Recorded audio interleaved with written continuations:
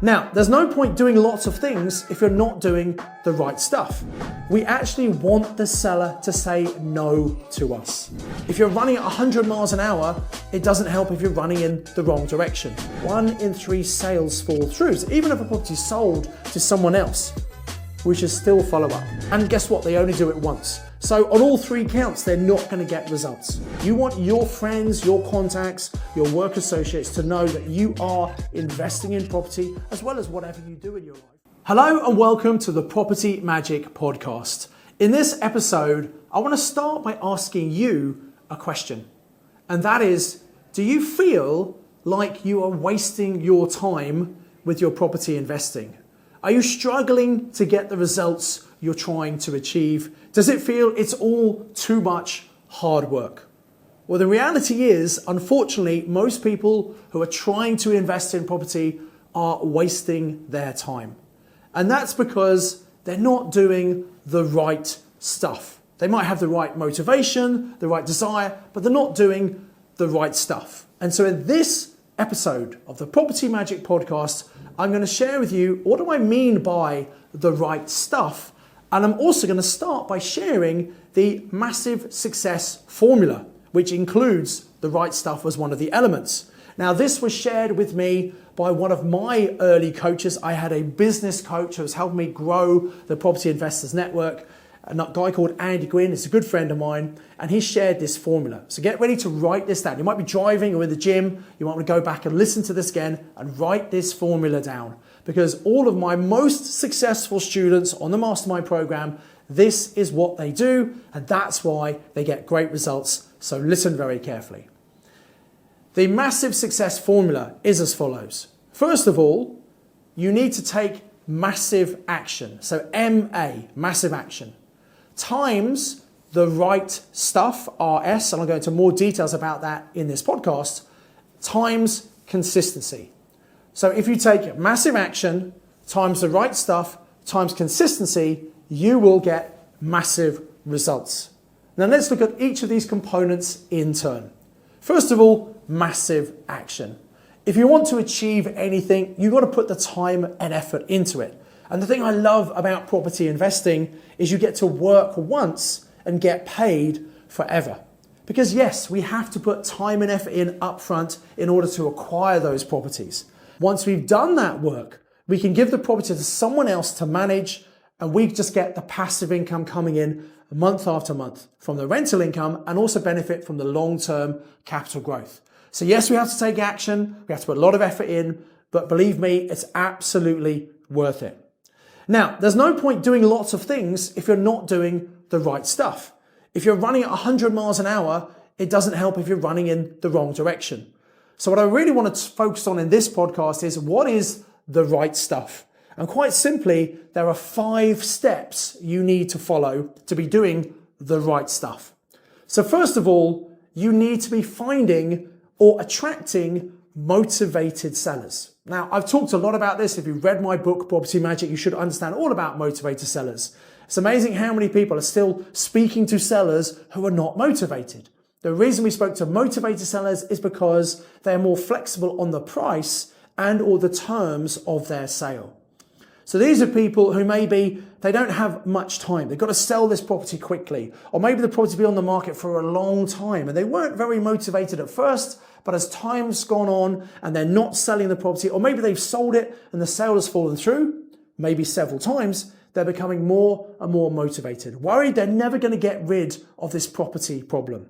So we can help these people by giving them speed and certainty. And if you give them what they want, they're going to be far more flexible on the price or the terms of the sale. So we have to either find these people or attract them to us. That's the first step. Now, obviously, when we look at an opportunity, we need to be able to quickly assess, is it a good deal or not? So step number 2 is we need to run the numbers. By that, I mean we need to very quickly work out what is the cash flow from this property and what is the return on investment. Now, why are these important? Well, as you know from the 5 golden rules, golden rule number 3 is we only ever buy a property that makes us positive cash flow. In other words, when we take the rent, less the mortgage, the insurance, the maintenance, the management fees, At the end of each month, there must be some profit left over for us. If not, it's not a good deal. So we can very quickly work out what is the cash flow. And that's the first thing you should do even before viewing a property. There's no point viewing it if the numbers don't even work. Then once we understand the profit we can make each month, we can work out the return on investment. And as you know, the return on investment is the annual profit divided by the initial investment required to acquire that property. For a normal buy-to-let property, the ROI might be something like 3 to 5%. 3% in London, 5% most parts of the country. And if you're lucky, in some parts of the country, you might get a double-digit ROI for a single-let property. If you're doing HMOs, houses and multiple occupation, we should be looking at more like a 15 to 20% ROI. This is why it's a much better strategy in terms of return on investment. That's why so many of our students like to do HMOs. And if you're using creative strategies, such as purchase lease options, you might be happy with an ROI of 50%. And if you're doing rent to rent, you might want a 100% ROI. So depending on what strategy you're doing, you can very quickly work out, does this look like the deal works or not? If the numbers work and it's a motivated seller, step number 3 is you need to view the property. You've actually got to pick up the phone, call the agent or go back to the seller and arrange a viewing around that property. Take your time. Ask lots of questions. Build a rapport with the seller and or the agent.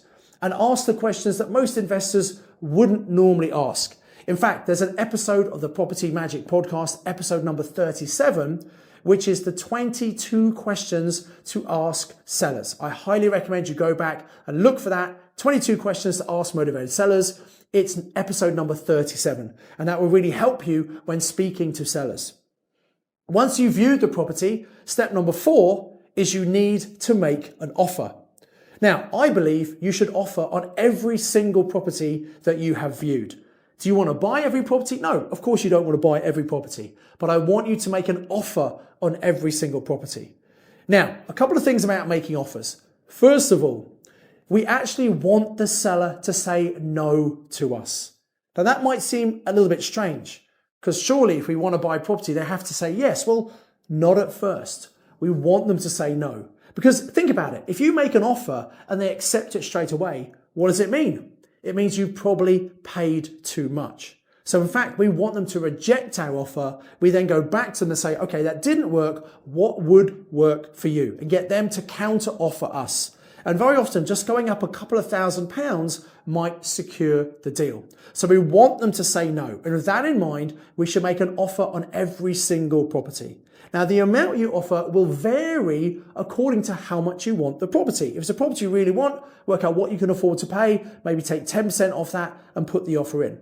But if it's a property you don't really want, maybe the location's not right, it's not the right kind of property, you don't really want this property, there will be a price at which it's a bargain and you absolutely should buy that property. So you'll offer a lot lower in that case. But still work out how much you want the property, put the offer in. And also it's really good practice. A lot of property investing, a lot of the interactions with agents or sellers or landlords, a lot of the negotiation, making offers, we should see it just as practice. It doesn't matter if a deal comes off or not. It means we're getting better and better. So when that deal of the decade comes around, actually we're ready for it and we don't mess it up because it's the first time we've negotiated or first time we made an offer.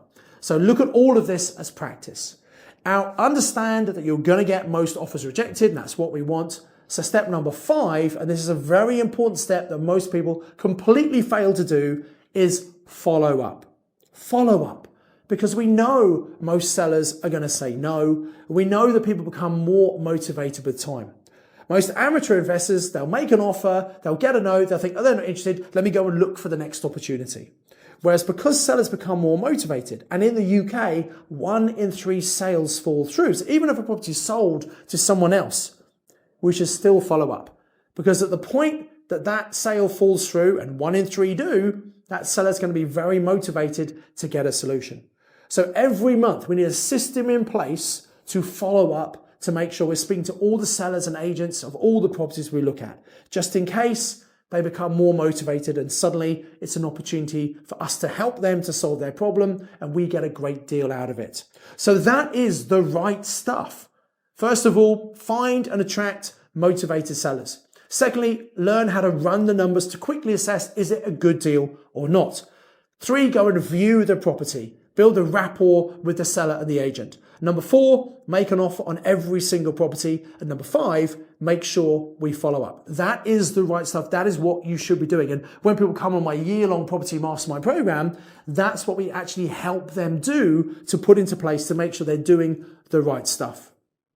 And finally, in this massive success formula, which is massive action times right stuff times consistency, let's talk a little bit about that C, consistency. You see, a lot of people, they try a strategy, they dabble, they do it once. They think, I'm going to send some landlord letters out. And they do just a few letters. They don't take massive action. They maybe don't get the right kind of content in that letter. And guess what? They only do it once. So on all 3 counts, they're not going to get results. But if you do things with consistency, you keep doing it, you're going to get much better results. Another example is posting on social media. Look, if you're looking for people to work with you, to attract people who've got money or might want a joint venture with you, they need to know that you know what you are doing. They need to know that you're even in property in the first place. And when you post on social media once, only a very small number of your followers actually see that message. Because what happens is the platforms will only show a small number of people, and then if the post gets some engagement, some likes, some comments, some interaction, then they'll show it to more people. So you can actually post the same thing several times at different times of the day, and different people will see that message. So one of the things you should do is be sharing your journey. You're not boasting, you're not bragging, you're just telling people what you're doing. You're sharing your property journey. That could be the fact that you're educating yourself. You go to training events, take a picture of yourself at the training to let people know you're training yourself, because anyone lending money to you wants to make sure you know what you're doing. And also, once you have invested in yourself, you become more investable. When you're at property network meetings, post about that. When you go and view properties. Now, don't post pictures of properties where you're not actually buying it or you haven't done a deal. That can upset some sellers. But once you've done a deal, once you've secured the keys, that picture with the cheesy keys outside the property, that is a great picture to put on there. If you're doing a refurb, the before and after pictures are really good things to put on there. You want your friends, your contacts, your work associates to know that you are investing in property as well as whatever you do in your life. And it shouldn't just be about property. You should put things about your holidays, your personal life on your social media as well. And should you have a separate property channel? No, it's all about you. You want people to get to know you as an individual. So on your social media channel, you should be posting consistently, regularly, so people get to see what you are doing on your property journey. If you do all 3 elements of this massive success formula, which is taking massive action, doing the right stuff, and doing it consistently, you will get great results with your property investing. So I hope that's helped you. If you like this episode of the podcast, please like this video. Come and comment below. Which of those 3 do you think maybe you've not been doing? Have you not been taking enough action? Have you been doing the wrong stuff instead of the right stuff? Or maybe you've not been consistent. Come and comment below. Which one do you think you have not been doing? Make sure you subscribe to the YouTube channel and hit the bell icon to get notified anytime a new video comes out. Until the next episode of the Property Magic Podcast, as ever, I encourage you to invest with knowledge, invest with skill.